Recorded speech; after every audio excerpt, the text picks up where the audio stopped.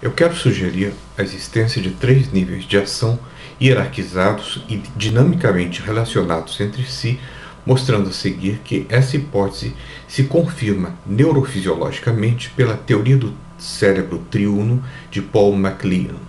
Afinal, se temos 3 cérebros, só pode haver mesmo 3 formas de ação. O nível de ação mais inferior, já presente até mesmo nas ações dos vermes e insetos, é o das ações autônomas. Tais ações são movimentos corporais com propósitos evolucionariamente determinados que nada têm de conscientes. Exemplo disso é a ação de construção da teia pela aranha, a ação do verme de subir para o duodeno, a ação do coração de bombear o sangue. Elas diferem de movimentos corporais sem propósito, como é o caso de uma crise epilética ou de um tique nervoso. Ele está presente no homem em ações automatizadas. Os 2 níveis seguintes requerem mentalidade. O segundo nível, comum a homens e a vertebrados, é o de ações volicionais, que são causadas por um querer ativo, na independência de razões. Exemplo disso é a ação de deglutir o alimento ou o cantar do galo ao amanhecer. Cães, por exemplo, são animais bastante volicionais. É muito difícil, por vezes, deter um cão. O terceiro nível, enfim, próprio dos seres humanos e de alguns poucos animais superiores, é o das ações raciocinadas. E, nesse caso, o querer é causado por razões. Exemplos disso são as minhas ações de mudar de emprego, de ir ao médico, de começar uma dieta, de declarar o imposto de renda. Eu as realizo com base em crenças que tenho sobre como satisfazer desejos. E isso não é outra coisa senão razões.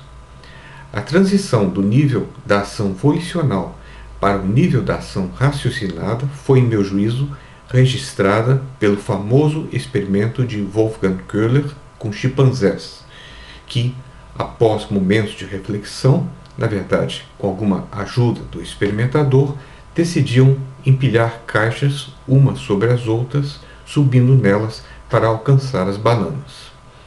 Uma relação dinâmica entre os níveis se mostra no fato de que, quando muitas vezes repetidas, as ações tendem a passar de um nível superior para um nível inferior, de modo a deixar espaço mental livre para outras ocupações.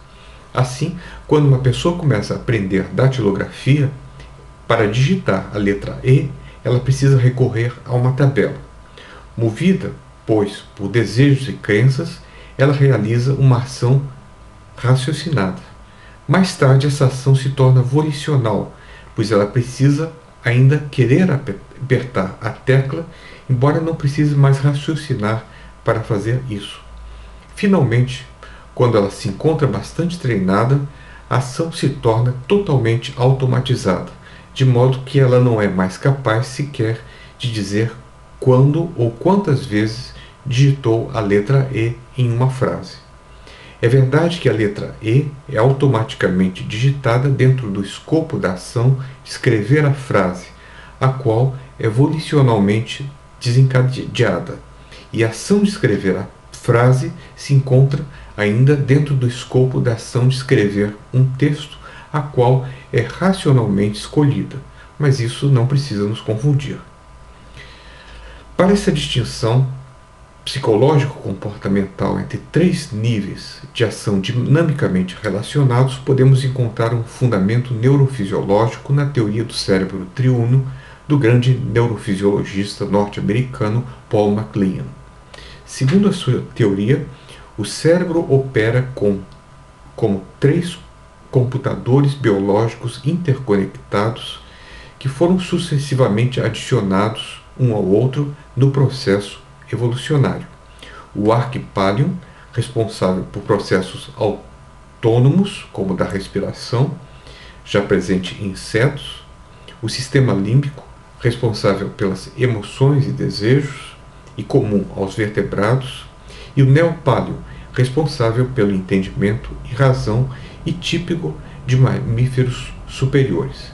é fácil identificar o primeiro como sendo primariamente responsável por ações autônomas, o segundo pelas ações volicionais e o terceiro pelas ações raciocinadas.